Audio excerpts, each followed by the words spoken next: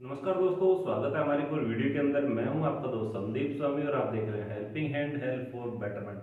दोस्तों, अगर आप किसी भी बिजनेस के लिए लोन लेना चाहते हैं तो आज की वीडियो में आपको बताने वाला हूं कि किस तरह से आप पीएमईजीपी लोन के लिए आवेदन कर सकते हैं। वीडियो के अंदर आपको स्टेप बाय स्टेप पूरा प्रोसेस बताने वाला हूँ कि आपको किस किस तरह से कौन से पोर्टल पर लॉग इन करना रहेगा, वहां पे आपको किस तरह से आवेदन करना रहेगा।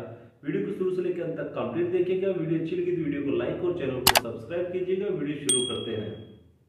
तो दोस्तों, पीएमईजीपी लोन लेने के लिए आपको वीडियो के डिस्क्रिप्शन में एक लिंक दिखाई देगा। सिंपली आपको उस पर क्लिक करना है। आपके सामने कुछ इस तरह का इंटरफेस ओपन होने वाला है, जहां से आप पीएमईजीपी लोन के लिए आवेदन कर सकते हैं। अगर आप ये लोन लेते हैं तो आपको गवर्नमेंट की तरफ से 35% की सब्सिडी है वो दी जाती है। लोन को अप्लाई करने के लिए आपको इसी पोर्टल पर आना रहेगा। यहाँ पर आप अप्लाई करेंगे तो आपको यहाँ पे 100% है लोन मिल जाता है। सिंपली आपको क्या करना है, यहाँ पर आने के बाद में थोड़ा सा स्क्रॉल डाउन करना है। इसके बाद में आपको यहाँ पे एप्लीकेशन फॉर न्यू यूनिट का एक ऑप्शन दिखाई देता है, जहाँ पर अप्लाई के बटन पे क्लिक करके आप यहाँ पे लोन के लिए आवेदन कर सकते हैं। अगर आप पहले से लोन के लिए आवेदन कर रहे हैं, आपका जो एप्लीकेशन है बीच में रुक जाता है, तो आपको यहाँ पे सेकंड ऑप्शन है रजिस्टर्ड एप्लीकेशन के ऑप्शन पे आपको क्लिक करके इसको पूरा प्रोसेस आप कर सकते हैं। अगर आप एक नए हैं तो सिंपली आपको इसी ऑप्शन पे क्लिक करना है। जैसे ही आप अप्लाई के ऑप्शन पे क्लिक करते हैं, आपके सामने कुछ इस तरह का पेज ओपन हो जाता है, जहाँ पे आपको अपनी बेसिक डिटेल है वो एंटर करनी रहेगी। तो सबसे पहले तो आप यहाँ पर देख सकते हैं कि आपका जो आधार कार्ड नंबर है वो आपको यहाँ पे एंटर करना रहेगा। तो आपका जो 12 डिजिट का आधार कार्ड नंबर है वो आप यहाँ पे सक्सेसफुली एंटर कर देंगे। उसके बाद में आपका नेम ऑफ एप्लीकेंट के ऑप्शन पे आपका जो आधार कार्ड के अंदर नाम है वही नाम आपको यहाँ पे एंटर करना है। सबसे पहले तो आपको यहाँ पे सेलेक्ट के ऑप्शन पे आपका श्रीमती, श्री कुमार या मिसेज है जो भी है उसको आपको यहाँ पे सेलेक्ट करना है। आधार कार्ड के अकॉर्डिंग पूरा नाम आपको यहाँ पे लिखना रहेगा। जैसे ही आधार कार्ड के अकॉर्डिंग आपका नाम और आधार कार्ड नंबर आप एंटर कर देते हैं, उसके बाद में आपको यहाँ पे वैलिडेट आधार के ऑप्शन पे क्लिक करना है। क्लिक करते ही आपके रजिस्टर्ड आधार कार्ड पे एक ओटीपी आता है, जिसको आपको यहाँ पे वेरीफाई करना है। इसके बाद में आपसे नीचे पूछा जाता है स्पॉन्सरिंग एजेंसी, तो आपको यहाँ पे सेलेक्ट एजेंसी के ऑप्शन पे क्लिक करना है। यहाँ पर आपके सामने कुछ इस तरह के ऑप्शन आते हैं, जिसके अंदर आपको डीआईसी का जो ऑप्शन दिया गया है उसी ऑप्शन को आपको यहाँ पे सेलेक्ट करना है, क्योंकि ये जो डीआईसी एजेंसी है ये यहाँ पे आपको 100% है रिस्पॉन्स देती है। तो सिंपली जैसे ही आप इसको सेलेक्ट कर लेते हैं, उसके बाद में आपका जो भी स्टेट है, जिस भी राज्य से आप आवेदन कर रहे हैं उस राज्य को आप यहाँ पे सेलेक्ट करेंगे। उसके बाद में आपकी जो भी डिस्ट्रिक्ट है उसको आप यहाँ पे सेलेक्ट करेंगे। जैसे ही आप अपना डिस्ट्रिक्ट को सेलेक्ट कर देते हैं, तो आपकी जो स्पॉन्सरिंग एजेंसी है उसका जो एड्रेस है ऑफिस का, वो आपके सामने कुछ इस तरह से ओपन हो जाता है, जिसकी डिटेल आपको यहाँ पे नोट डाउन कर लेनी है, या फिर आप इसका डिटेल है उसका स्क्रीनशॉट ले लेना है। उसके बाद में आपको इस ऑप्शन पे क्लिक करना है। जैसे ही आप इस ऑप्शन को सेलेक्ट करते हैं, उसके बाद में इसको आप अप्लाई करेंगे, तो आप इसके जो नंबर दिए गए हैं, जो भी आपका यहाँ पे एड्रेस दिया गया है, उस पर आप डायरेक्टली कॉल भी कर सकते हैं, इनको मेल भी कर सकते हैं, या फिर इनके वहाँ पे ऑफिस के अंदर जाके आप विजिट भी कर सकते हैं। तो जैसे ही आप यहाँ पे जो डिटेल दी गई है इसको नोट डाउन कर लेते हैं। इसके बाद में नीचे आना है और आपका जो भी जेंडर है उसको आपको यहाँ पे सेलेक्ट कर लेना है। जेंडर को सिलेक्ट करने के बाद में आपकी जो डेट ऑफ बर्थ है वो आपको यहाँ पे मेंशन करनी रहेगी। तो डेट ऑफ बर्थ आपको आपके जो आधार कार्ड है उसी के अकॉर्डिंग आपको यहाँ पे मेंशन करनी है। जैसे ही डेट ऑफ बर्थ आप यहाँ पे मेंशन कर देते हैं, आपकी जो एज है यहाँ पे ऑटोमेटिकली आ जाती है कैलकुलेट होके। उसके बाद में आपको यहाँ पे आपकी जो भी कैटेगरी है, SC ST जनरल OBC जो भी है, इसको आपको यहाँ पे सेलेक्ट करना है। अगर आप यहाँ पे जनरल कैटेगरी के अंदर आते हैं तो आपको यहाँ पे जो 35% की सब्सिडी गवर्नमेंट के द्वारा दी जाती है वो आपको यहाँ पर नहीं मिलेगी। अगर आप अदर कैटेगरी से आते हैं तो आपको यहाँ पे जो 35% की सब्सिडी है वो यहाँ पर आपको मिलने वाली है। तो आप अपनी कैटेगरी को आप यहाँ पर सेलेक्ट कर देंगे। उसके बाद में अगर आप किसी स्पेशल कैटेगरी के अंदर आते हैं तो उसको भी आपको यहाँ पे सेलेक्ट कर देना है। उसके बाद में आपका जो क्वालिफिकेशन है वो आपको यहाँ पे एंटर करना है। आप 8th पास है या फिर आप 10th पास है, 12th पास है, जो भी आप है उसको आप यहाँ पे सेलेक्ट कर देंगे। उसके बाद में आपका जो कम्युनिकेशन एड्रेस है, पूरा जो एड्रेस है वो आपको यहाँ पे मेंशन करना रहेगा। तो आपका एड्रेस आप यहाँ पे एंटर कर देंगे। उसके बाद में आपका जो भी तहसील है, जिला है, उसको आपको यहाँ पे मेंशन करना है। मेंशन करने के बाद में आपका जो भी एरिया पिन कोड है वो आपको यहाँ पे मेंशन करना है। आपका जो मोबाइल नंबर है वो आपको यहाँ पे मेंशन करना है। अगर आपका कोई अल्टरनेट मोबाइल नंबर है तो वो भी आपको यहाँ पे मेंशन करना रहेगा। आपका ईमेल आईडी आपको यहाँ पे एंटर करना है। आपका जो पैन कार्ड नंबर है वो पैन कार्ड नंबर आपको यहाँ पे एंटर करना है। उसके बाद में आपका जो यूनिट लोकेशन है उसके अंदर आपको यहाँ पे सेलेक्ट के ऑप्शन पे क्लिक करना है। आपकी जो यूनिट लोकेशन है उसको आपको यहाँ पे सेलेक्ट करना रहेगा। तो आपको यहाँ पे बताना है कि आप ग्रामीण क्षेत्र से आते हैं या फिर शहरी क्षेत्र से, उसको आपको यहाँ पे सेलेक्ट करना है। जैसे आप यहाँ पे रूरल या अर्बन को सेलेक्ट कर सकते हैं। उसके बाद में आपसे नीचे पूछा जाता है कि आप ये जो बिज़नेस करना चाहते हैं, पर्पज यूनिट आपकी जो है जहाँ पर आप बिज़नेस करना चाहते हैं वो कहाँ पर है, उसका एड्रेस क्या है। तो आपको यहाँ पे आपका जो यूनिट एड्रेस है वो आपको यहाँ पे कंप्लीटली मेंशन करना है। अगर आपका कम्युनिकेशन एड्रेस और आपका जो यूनिट एड्रेस अगर सेम है तो आपको यहाँ पे copy communication address to unit address के ऑप्शन पे क्लिक करना है। ऑटोमेटिक आपका जो ऊपर एड्रेस आपने फिलअप किया था वो आपका यहाँ पर आ जाता है। अगर आपका अलग अलग है तो आपको यहाँ पे मैनुअली मेंशन करना रहेगा। उसके बाद आपका जो पिन कोड है वो आपको यहाँ पे मेंशन करना रहेगा। उसके बाद में आपसे नीचे पूछा जाता है टाइप ऑफ एक्टिविटी, तो आपको यहाँ पे बताना रहेगा कि आप किस तरह का बिजनेस है वो करना चाहते हैं। तो आपको यहाँ पे सेलेक्ट के ऑप्शन पे क्लिक करना है। जैसे ही आप यहाँ पे सेलेक्ट के ऑप्शन पे क्लिक करते हैं आपके सामने 3 ऑप्शन आते हैं। अगर आप किसी भी प्रकार का बिजनेस है वो मैन्युफैक्चरिंग का बिजनेस करना चाहते हैं या फिर सर्विस का या फिर ट्रेडिंग का। अगर आप किसी भी प्रोडक्ट को खुद से बनाते हैं, आपने फैक्ट्री लगा रखी है, उसका मैन्युफैक्चर आप खुद करते हैं, तो आपको यहाँ पे मैन्युफैक्चर के ऑप्शन पे क्लिक करना है। अगर आप किसी भी प्रकार की सर्विस प्रोवाइड करते हैं जैसे कि ऑनलाइन कैफ़े है या फिर किसी और प्रकार की सर्विस आप प्रोवाइड करते हैं तो आपको यहाँ पे सर्विस का ऑप्शन सेलेक्ट करना है। अगर आप ट्रेडिंग का काम करना चाहते हैं तो ट्रेडिंग के काम को आपको यहाँ पे सेलेक्ट करना है।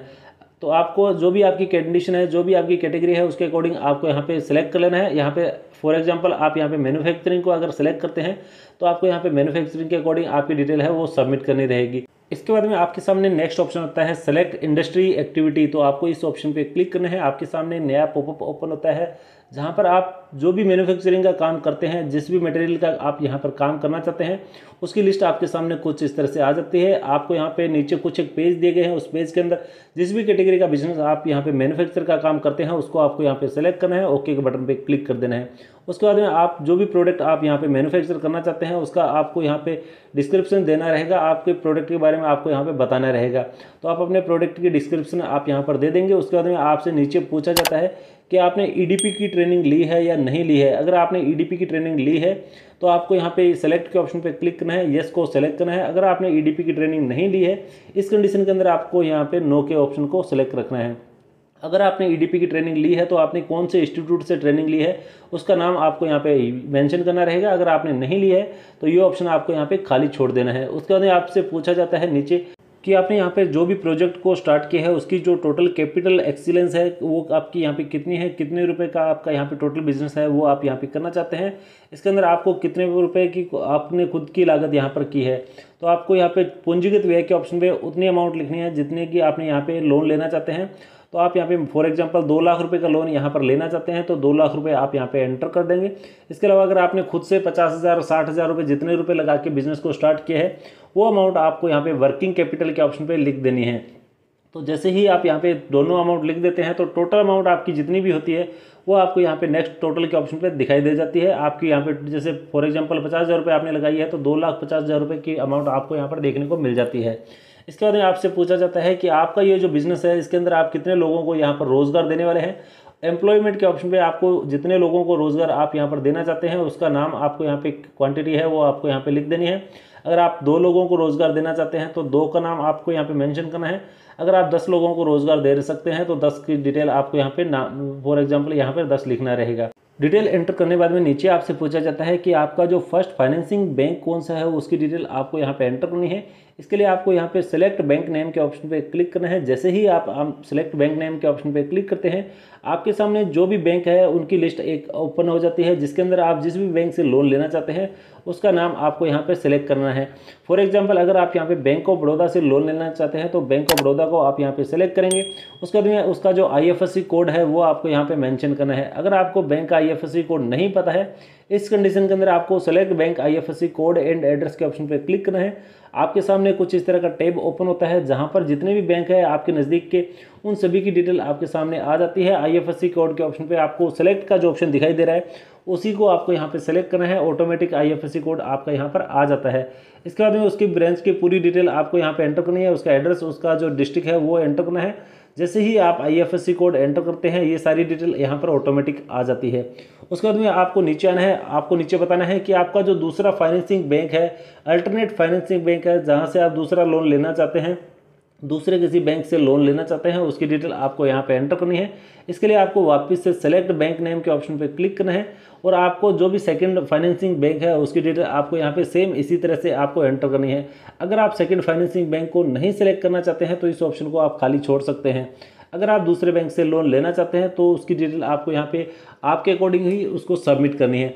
उसके बाद में आपको नीचे आना है। नीचे आने के बाद में आपसे पूछा जाता है कि आप GTMRC की जो लाभ है उसका आप यहाँ पे उठाना चाहते हैं, तो आपको यहाँ पे सिलेक्ट के ऑप्शन पे क्लिक करना है, यस के ऑप्शन को सिलेक्ट करना है। अगर लाभ नहीं उठाना चाहते तो इसको आपको यहाँ पे नो रहना है। इसके बाद में आपसे पूछा जाता है कि ये जो PMEGP लोन है इसके बारे में आपने कहाँ से सुना था, आपको किसी ने बताया था, न्यूज़पेपर में पढ़ा है, या फिर आपको सोशल मीडिया पे आपने पढ़ा है, या फिर कोई अदर सोर्स है जहाँ से आपको इसके बारे में पता चला है। तो आपको यहाँ पे आपके अकॉर्डिंग जो भी है उसको सेलेक्ट कर देना है। सेलेक्ट करने के बाद में आई एग्री के ऑप्शन पे आपको क्लिक करना है। सेव एप्लीकेशन डाटा के ऑप्शन पे आपको क्लिक कर देना है। जैसे ही आप यहाँ पे सेव एप्लीकेशन डाटा के ऑप्शन पे क्लिक करते हैं, आपका जो एप्लीकेशन फॉर्म है यहाँ पे सक्सेसफुली सबमिट हो जाता है। आपकी जो एप्लीकेशन आईडी है आपके सामने आ जाती है। इसका जो पासवर्ड है आपको कुछ इस तरह से मिल जाता है। इसके बाद में आपको क्या करना है, प्रोसीड के बटन पे क्लिक करना है, जहाँ से आपको आगे के जो डॉक्यूमेंट है उसको सबमिट करना रहेगा। तो सबसे पहले तो आपको नीचे प्रोसीड के बटन पे क्लिक करना है। क्लिक करते ही आपके सामने वापस से कुछ इस तरह का पेज ओपन हो जाता है, जहाँ पर आपको अपने जो डॉक्यूमेंट है वो आपको यहाँ पे सेलेक्ट करने रहेंगे, अपलोड करने रहेंगे। तो डॉक्यूमेंट के अंदर आपको कौन कौन से डॉक्यूमेंट अपलोड करने हैं, इसके लिए सबसे पहले तो आपको एक पासपोर्ट साइज फोटो है वो आपको यहाँ पे अपलोड करनी रहेगी। आपकी जो भी प्रोफाइल समरी है वो आपको यहाँ पे अपलोड करनी रहेगी। आपका जो भी कास्ट सर्टिफिकेट है, अगर आप OBC से आते हैं तो वो आपको यहाँ पे सेलेक्ट करना रहेगा। आपका जो आधार कार्ड है वो आपको यहाँ पे अपलोड करना रहेगा। इसके अलावा आपका जो रूरल एरिया सर्टिफिकेट है वो आपको यहाँ पे अपलोड करना है। आपका जो हाईएस्ट क्वालिफिकेशन है उसकी डिटेल आपको यहाँ पे अपलोड करनी है। सबसे पहले अपलोड के ऑप्शन पे क्लिक करना है। जहाँ पर भी आपकी पासपोर्ट साइज फोटो आपने रखी है उसको आपको सेलेक्ट करना है, अपलोड के बटन पे क्लिक करना है। आपकी जो पासपोर्ट साइज फोटो है यहाँ पर सक्सेसफुली अपलोड हो जाती है। अगर आप इसको डिलीट करना चाहते हैं तो डिलीट के ऑप्शन पे क्लिक करके डिलीट भी कर सकते हैं। इस तरह से आपको सारे डॉक्यूमेंट अपलोड कर देने हैं। इसके बाद में आपको स्कोर कार्ड के ऑप्शन पे क्लिक करना है। जैसे ही आप स्कोर कार्ड के ऑप्शन पे क्लिक करते हैं आपके सामने कुछ इस तरह का पेज ओपन होता है, जहाँ पे आपको कुछ एक क्वेश्चन है वो आपकी कंडीशन के अकॉर्डिंग ही आपको आंसर करने रहेंगे। जितना ज़्यादा आपका यहाँ पर स्कोर आने वाला है उतने ही ज़्यादा चांस आपको होते हैं लोन के यहाँ पर मिलने के। तो सबसे पहले आप यहाँ पर देख सकते हैं कि आपसे पूछा जाता है कि आपकी जो एज है कहाँ पर आती है, कौन से क्राइटेरिया में आती है। अगर आपकी एज 27 है तो आपको यहाँ पे 6 मार्क मिलने वाले हैं। अगर आपकी एज 18 to 24 है तो आपको यहाँ पे 5 मार्क मिलने वाले हैं। तो इस तरह से आपकी कंडीशन के अकॉर्डिंग ही आपको यहाँ पे आंसर देने रहेंगे।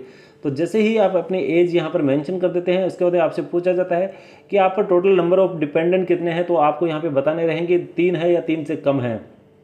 तो आप यहाँ पे जैसे ही डिपेंडेंट के ऑप्शन है यहाँ पे क्लिक कर देते हैं, उसके बाद आपसे पूछा जाता है कि आप जिस मकान में रह रहे हैं वो मकान आपका खुद का है या फिर आपका रेंट का मकान है। तो आपको यहाँ पे येस और नो के ऑप्शन पे क्लिक करना है। अगर आपका मकान खुद पे है तो आपको यहाँ पे 5 मार्क है वो मिलने वाले हैं। तो आपको कुछ इस तरह से इसको सिलेक्ट करना है। इसके बाद में आपसे पूछा जाता है कि आपका जो रेजिडेंसी एड्रेस है वो आपकी जो सेम लोकेशन है वही है। तो आपको यहाँ पे बताना है कि कब से आप उस एड्रेस पे रह रहे हैं, 5 साल से ज़्यादा हो गया या फिर 2.5 साल के आसपास हो गया या फिर 2 साल से कम है। तो आपको इस डिटेल के अंदर आपको आंसर है वो देना रहेगा, टिक मार्क यहाँ पे करना रहेगा। उसके बाद में आपसे पूछा जाता है आपका एकेडमिक क्वालिफिकेशन, तो वो भी आपको यहाँ पे कुछ इसी तरह से ही आपको सिलेक्ट करना है। तो आपकी कंडीशन के अकॉर्डिंग आपने जो भी फॉर्म के अंदर आपका क्वालिफिकेशन एंटर किया था उसके अकॉर्डिंग आपको यहाँ पे आंसर देना है। इस तरह से आपका जो टोटल स्कोर है कुछ इस तरह से यहाँ पर आने वाला है। जैसे ही आपका पूरा स्कोर आप यहाँ पे कंप्लीट कर देते हैं, आई एग्री के ऑप्शन पे क्लिक करना है और सेव कर देना है। सेव के बटन पे क्लिक करते ही आपके सामने कुछ इस तरह का पेज ओपन हो जाता है, जहाँ पे आपका टोटल स्कोर है वो यहाँ पर कुछ इस तरह से देखने को मिल जाता है।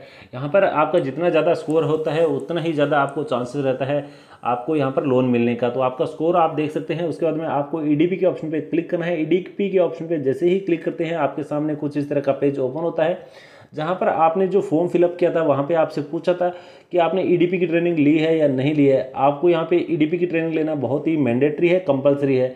तो आपको ये जो ट्रेनिंग है ऑफलाइन और ऑनलाइन दोनों तरीके से मिलने वाली है। ये जो ट्रेनिंग है जो भी स्पॉन्सरिंग एजेंसी है वो आपको यहाँ पे कंडक्ट करवाती है। तो आपको यहाँ पे ऑनलाइन से अगर लेना चाहते हैं तो ऑनलाइन के ऑप्शन को आप सेलेक्ट करेंगे। अगर आप ऑफलाइन के ऑप्शन से लेना चाहते हैं तो ऑफलाइन के ऑप्शन को आप यहाँ पर सेलेक्ट करेंगे। अगर आप ऑनलाइन लेंगे तो आपको घर बैठे ही ऑनलाइन इसकी ट्रेनिंग है ले सकते हैं। इसके बाद में आपको नीचे प्री EDP के ऑप्शन पे क्लिक करना है। उसके बाद आपको यहाँ पे अपडेट के ऑप्शन पे क्लिक कर देना है। जैसे ही आप अपनी कंडीशन के अकॉर्डिंग आप इसको सेलेक्ट कर देते हैं, उसके बाद में आप अपडेट के ऑप्शन पे क्लिक करते हैं।